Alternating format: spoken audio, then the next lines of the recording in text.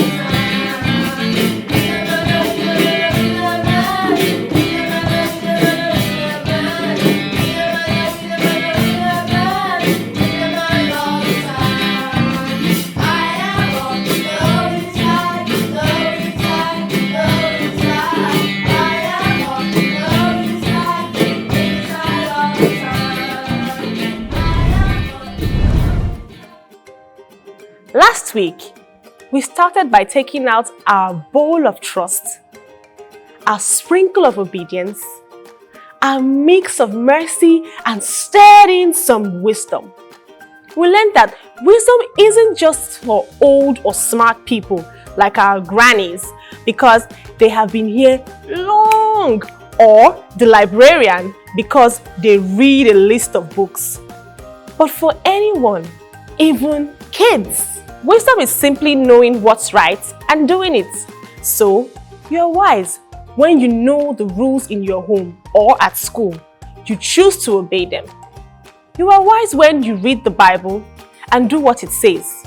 All it takes is looking for the right information and then putting it into practice. Wisdom makes life way more fun because when we choose to obey God's word, we are happy and safe. But if we choose not to obey it, we will make bad choices and lead to painful consequences. So make sure to get really good at seeking wisdom as a kid so that when you grow up, you'll be really good at following God's way. You will be wise and also have lots of wisdom to share with others. Our role model when it comes to wisdom is King Solomon, son of King David. When Solomon became king, God offered to give him anything he asked for. King Solomon had gone to Gibeon, the most important place of worship at the time, to offer a sacrifice of 1,000 burnt offerings to God.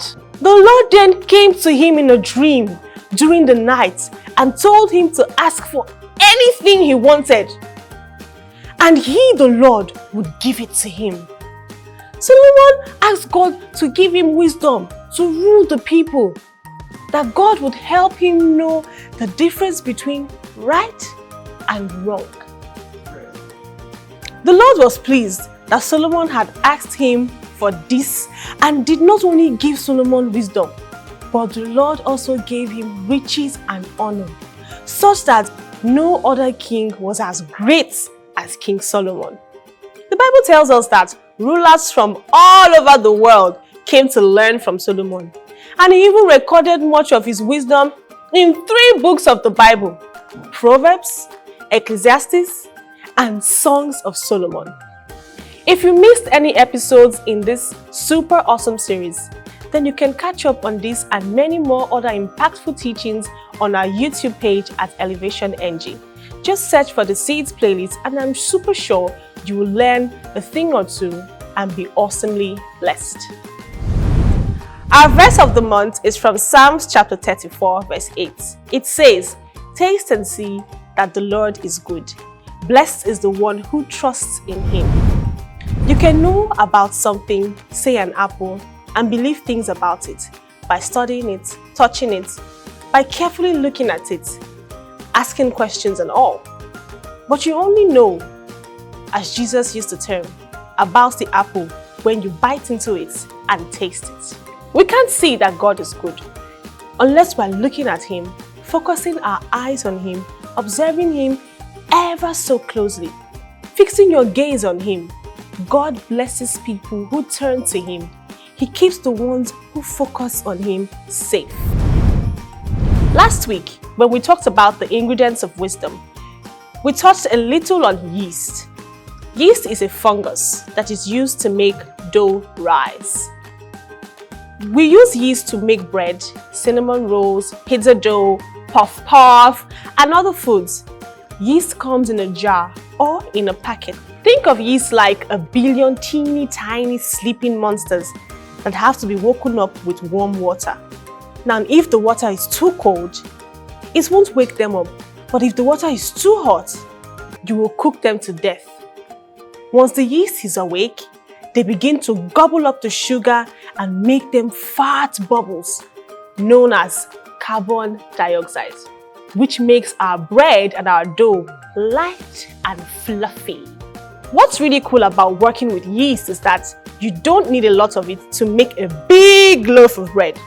It only takes a spoonful of yeast, carefully reactivated in warm water and mixed throughout the dough to make a soft, fluffy loaf of bread. Today's ingredients for a godly life is confidence. And just like yeast, it only takes a spoonful to give us the confidence to take a stand for God. There are times in our lives when we will hear people challenge our faith. They will tell us that they don't believe in God, that the Bible is nothing but a collection of myths and fancy stories. Confidence is feeling sure of yourself and your abilities, not in an arrogant way, but in a calm and secure way. Confidence isn't about feeling superior to others. It's a quiet inner knowledge that you are capable. There are also times when we will be faced with taking a stand for God against sin. A classmate or friend will try to get us to do the wrong thing, and it will be up to us to stand up for what is right. A spoonful of confidence can give us that courage to take a stand, just as it did for the 3 boys in today's Bible story. Daniel chapter 3 from verse 8 to 28 tells us one of the most famous stories of courage in the entire Bible. Then some Babylonians came up to the king. They began speaking against the men of Judah, Shadrach, Meshach, and Abednego. They reported to the king that the 3 young men had disobeyed the king's orders, and everyone should bow and worship the golden statue. Nebuchadnezzar became very angry and called for Shadrach, Meshach, and Abednego. Nebuchadnezzar said, "Shadrach, Meshach, and Abednego, is it true that you do not serve my gods? And is it true that you did not worship the golden statue I have set up? Now you will hear the sound of the musical instruments, and you must be ready to bow down and worship the statue I made. That will be good. But if you do not worship it, you will be thrown quickly into the blazing furnace. Then no God will be able to save you from my power." Ha ha ha. Shadrach, Meshach, and Abednego answered the king. They said, "Nebuchadnezzar, we do not need to defend ourselves to you. You can throw us into the blazing furnace. The God we serve is able to save us from the furnace and your power. If he does this, it is good. But even if God does not save us, we want you, our king, to know this. We will not serve your gods. We will not worship the gold statue you have set up."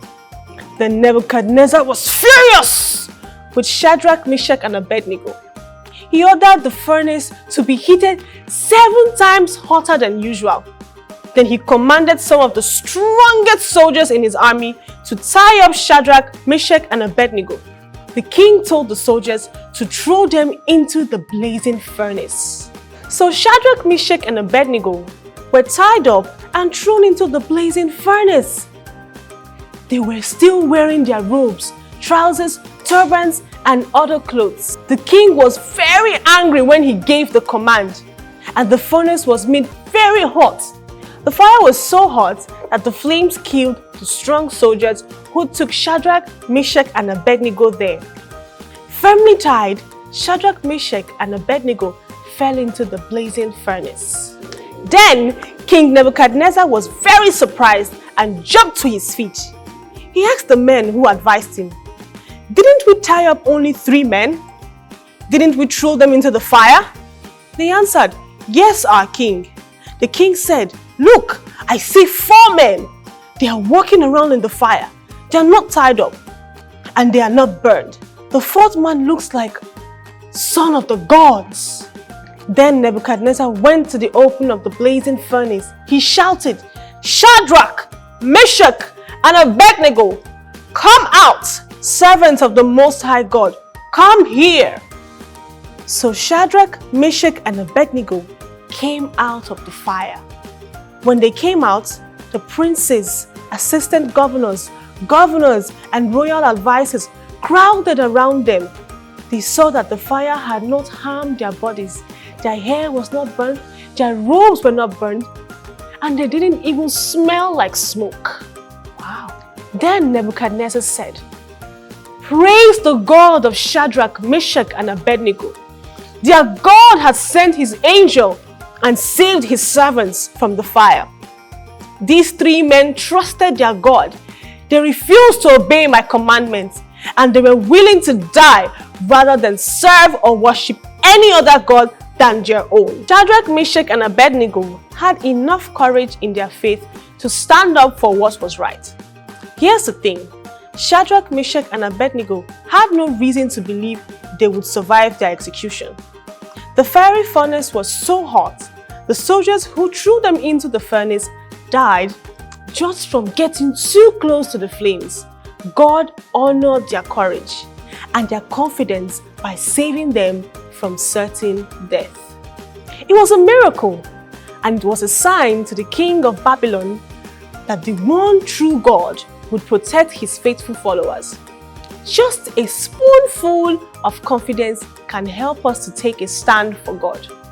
Even if no one stands with us, we can stand strong and be an example for Jesus.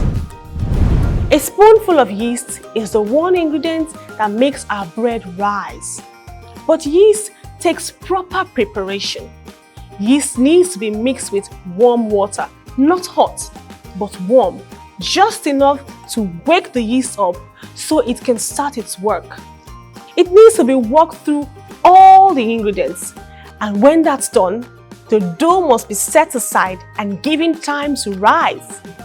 If you don't follow all those steps, the bread won't rise properly and your dough will end up destroyed. The spoonful of confidence we need to stand for God must also be activated, and all the other ingredients of a godly life must be in place so that we will take a stand. We need to trust the Lord in the one true God and trust that His word is also true. We need to be obedient to God's commands, even when it's not the popular thing to do. We need to show mercy to others, and we need wisdom to know right from wrong and true from false. Each ingredient builds on the next thing, giving us a firm foundation so we can take a stand. It's never easy to be the one person standing up for what's right. When people laugh at our faith, we want to give up and blend in. When everyone else is doing the wrong thing, it will be so much easier to go with the flow. Standing up takes confidence. It takes a willingness to stand out and be different.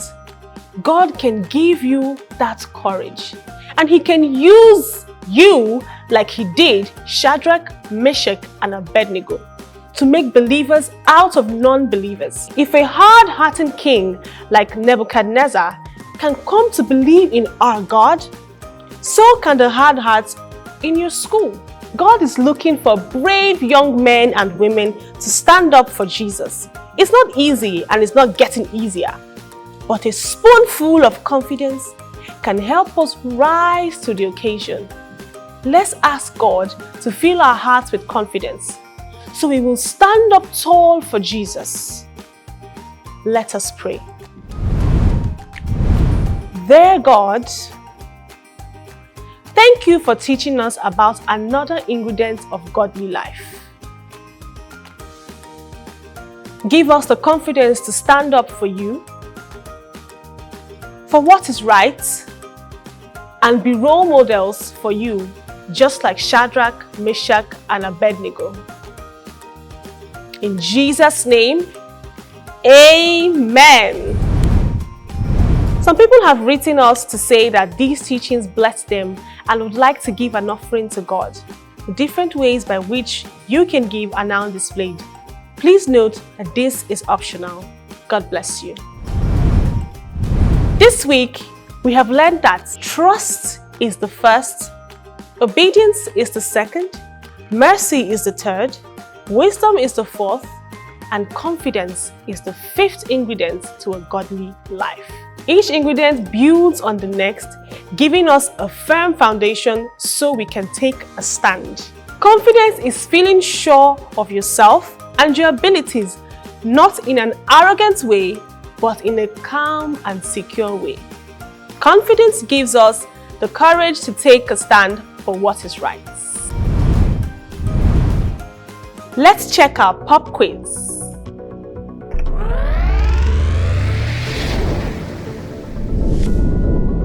What is the name of the king who wanted people to bow down to an idol.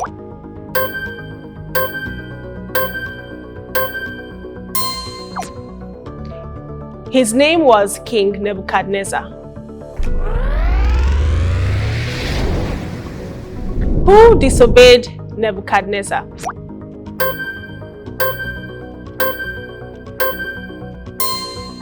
Shadrach, Meshach, Abednego disobeyed Nebuchadnezzar. What is confidence?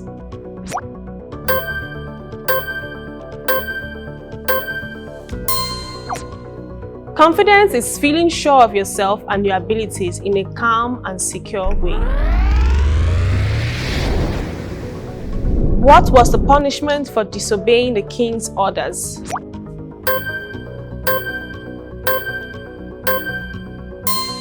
The punishment was that the disobedient person would be thrown into the fiery furnace.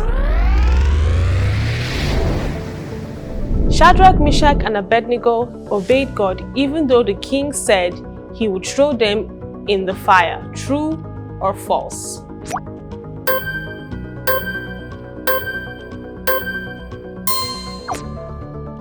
True. King Nebuchadnezzar was happy with Shadrach, Meshach, and Abednego for disobeying his orders. True or false?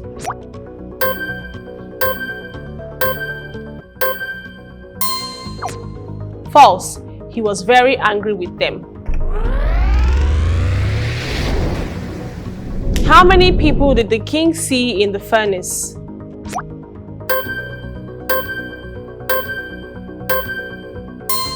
He saw 4 people in the furnace. When the men were brought out of the furnace, how did they look?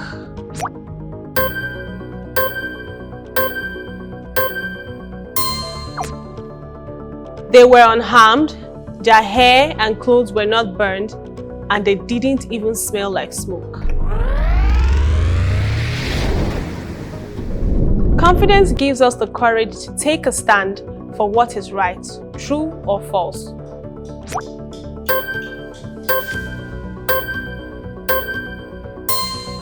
True.